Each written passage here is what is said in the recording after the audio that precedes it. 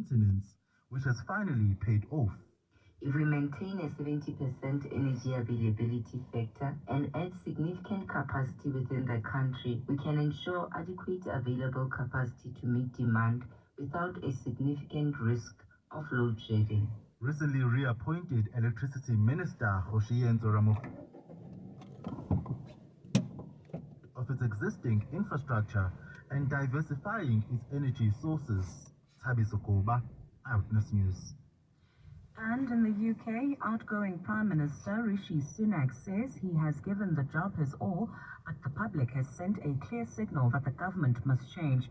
Sunak was speaking at Downing Street today after his Conservative Party suffered a catastrophic loss, which saw Labour win the UK general election in a landslide. He says the most important task he had when becoming Prime Minister was to restore stability to the economy, adding that inflation has returned to target level, mortgage rates are falling and growth has returned. The BBC reports that Sunak says he will resign as Tory leader but not immediately, adding that he will do so only when formal arrangements for a successor have taken place. Meanwhile, incoming Prime Minister Keir Starmer is set to visit the King today. Gold trading at $2,364.81 an ounce. The rand's at 18.22 to the dollar, at 23.29 to the pound, at 19.73 to the euro. Brent crude oil is at $87.43 a barrel. Heading into the Pretoria CBD, you can still expect about a 20-minute delay in the Hermanstad area on Eastern Pahlele between the R80 and the Fresh Produce Market. While if you're heading towards Bedfordview, traffic is heavily backed up on the R24 westbound. This is between Edenvale Road and the Gililis interchange. And in the Mother City roadworks causing heavy delays on the N1 outgoing. This is in the right lane before Flapmats. Look at your weather. Clear skies in store for Gauteng today. Temperatures are peaking at highs between 17 and 20 degrees. Cape Town's partly cloudy this afternoon, along with light southerly winds at a high of 15 degrees. The top story in Eyewitness News this hour. Political parties have received just over 25 million rand from private donors to share among themselves. Eyewitness News, in touch, in tune, and independent. For the latest, log on to ewn.co.za or the new EWN app. 7:02, the Midday Report with Mandy Wiener. Live, streaming countrywide On the Prime Media Plus app. DSTV channel 856 92.7 and 106 FM. The Midday Report is brought to you by Nedbank Commercial Banking, the partner that thinks bigger about guiding your business growth. Visit nedbank.co.za for more. On the show today, 100 days of no load shedding. We'll speak to the electricity minister. City Power on the electricity tariff furor. A cold snap hits Gauteng. Emergency services on alert.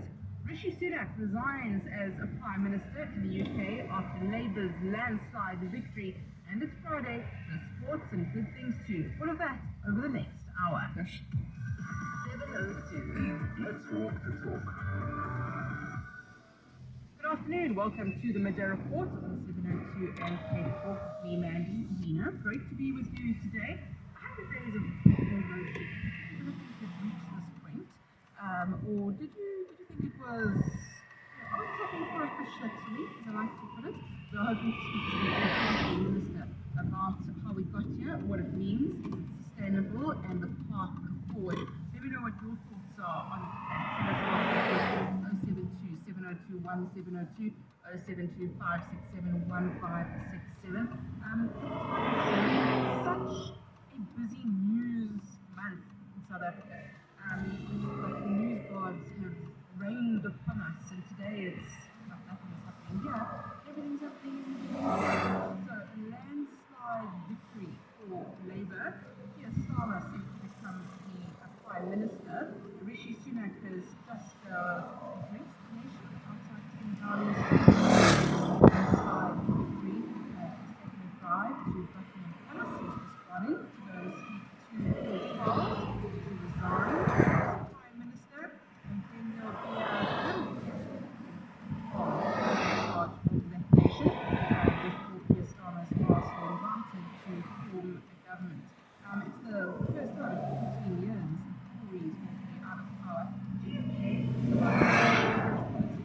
Is it a small island far, far away that doesn't affect us? Or our former colonies recognizes still relevant to economy, what happens, interested in what is happening there. Have to pay attention to that as well. But take a listen to Rishi Sunak speaking about 15 minutes ago outside King Downing Street. You have sent a clear signal that the government of the United Kingdom must change. And yours is the only judgment. I have heard your anger, your disappointment, and I take responsibility for this loss. To all the Conservative candidates and campaigners who worked tirelessly but without success, I'm sorry that we could not deliver what your efforts deserved. It pains me to think how many good colleagues who contributed so much to their communities and our country will now no longer sit in the House of Commons. I thank them for their hard work and their service. Following this result, I will step down as party leader, not immediately, but once the formal arrangements for selecting my successor are in place. It is important that after 14 years in government, the Conservative Party rebuilds, but also that it takes up its crucial role in opposition, professionally and effectively. When I first stood here as your Prime Minister, I told you the most important task I had was to return stability to our economy. Inflation is back to target, mortgage rates are falling, and growth has returned. We have enhanced our standing in the world, rebuilding relations with allies, leading global efforts to support Ukraine, and becoming the home of a new generation of transformative technologies. And our United Kingdom is stronger too, with the Windsor Framework, devolution restored in Northern Ireland, and our union strengthened. I'm proud of those achievements. I believe this country is safer, stronger, and more secure than it was 20 months ago. And it is more prosperous, fairer, and resilient than it was in 2010. Whilst he has been my political opponent, Sir Keir Starmer will shortly become our Prime Minister. In this job, his successes will be all our successes, and I wish him and his family well.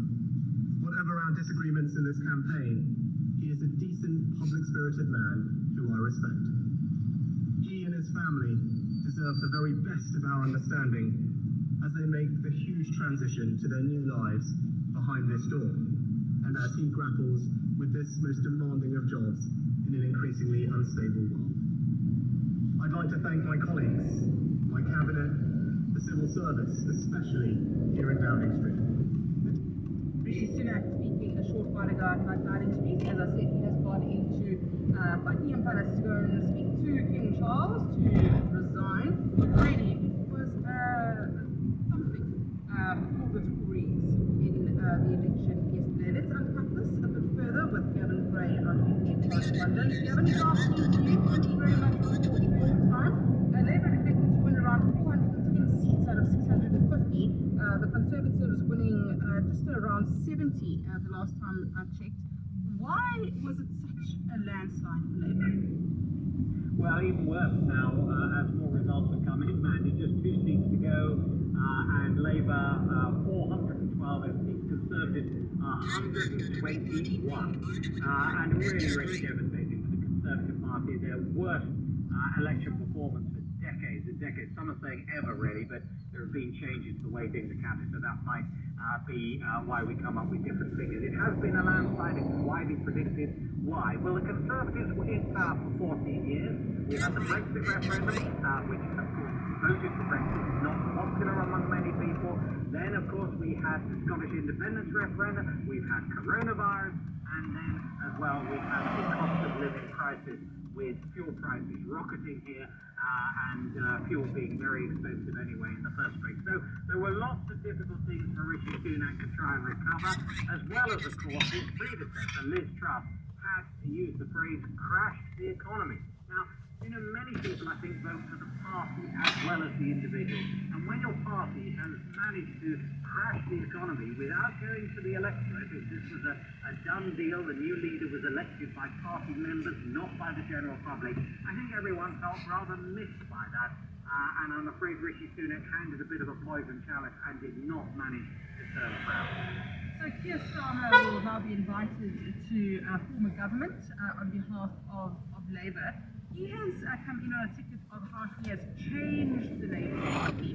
What does that mean? For those of us who don't follow UK politics closely, what has he done to make himself Well, the reason why, I've got to think how many prime ministers ago Boris Johnson was, 3 ago, during that 14 years of Conservative censorship, he stood against a Labour leader called Jeremy Corbyn. Now, Jeremy Corbyn was a surprise leader of Labour. Many people thought they would never make it, and that is because he was very far left. And many people said you will never win with him, and so it proved to be. People really quite liked some of the policies they were offering, but did not like him. And he certainly spooked the money markets as well with some of his policies and some of his aims. And so consequently, the arrival of